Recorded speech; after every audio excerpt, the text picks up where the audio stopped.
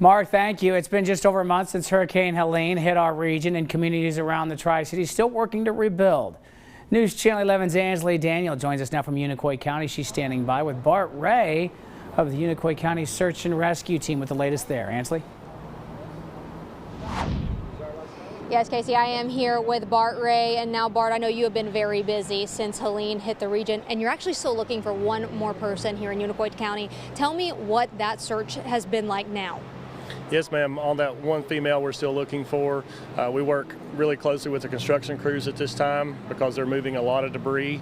So if they hit an area of interest and they want us to come out and look at it, we have people that are available to come and check things for them. We also have people, that are looking at maps, maybe to go back and recheck some areas that we've already been through after they've moved some more debris. So we're very active in this search. It's not as broad a search as it was at one time, so we're narrowed down on a lot of things, but it's still very much ongoing. So speaking of debris, tell me how much of a challenge that's been. So the debris, if it had been normal debris, like natural debris, like trees and branches and mud, it would have been a little easier. But it had all this debris mixed in it from the industrial park, which was pipe debris, a lot of the lumber that came out of one of the distribution areas, and it just mixed with all that. So it was really, really tight and compacted. So you just couldn't sift through it like you maybe thought you would when you first saw it. So we had a lot of work to do with excavators. If we didn't have an excavator, some days it was really hard to do. We could just do it like what we call a site search. But once the machine started moving debris, we just had spotters for each of those machines to see what they were moving.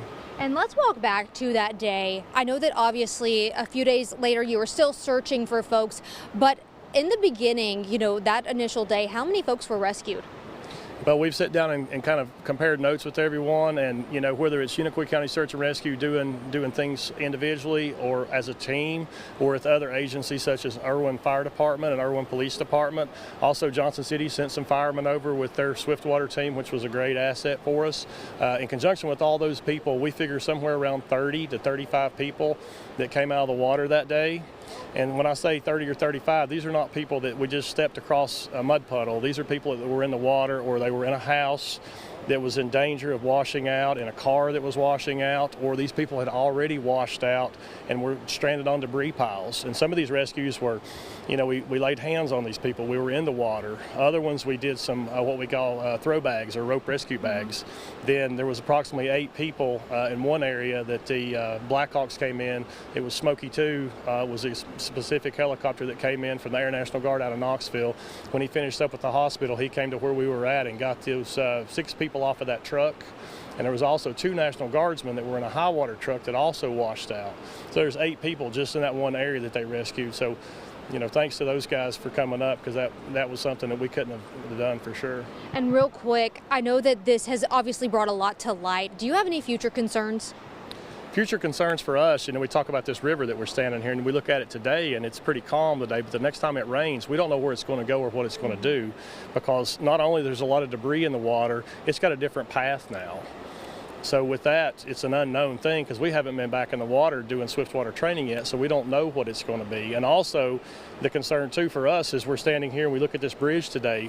A lot of these places we go, normally we don't have that same path or that same road to get there. So, so much is washed out. So we're going to have to go back and do some relearning of these areas and see what's going to happen in the future. All right. Well, Bart, thank you so much for joining us and rehashing all of this. Again, important information, not just about what happened the day of the flood, what's still happening here in Unicoi County, but what's to come. Now, coming up in just a few minutes, we're going to talk about the economic impact of Helene.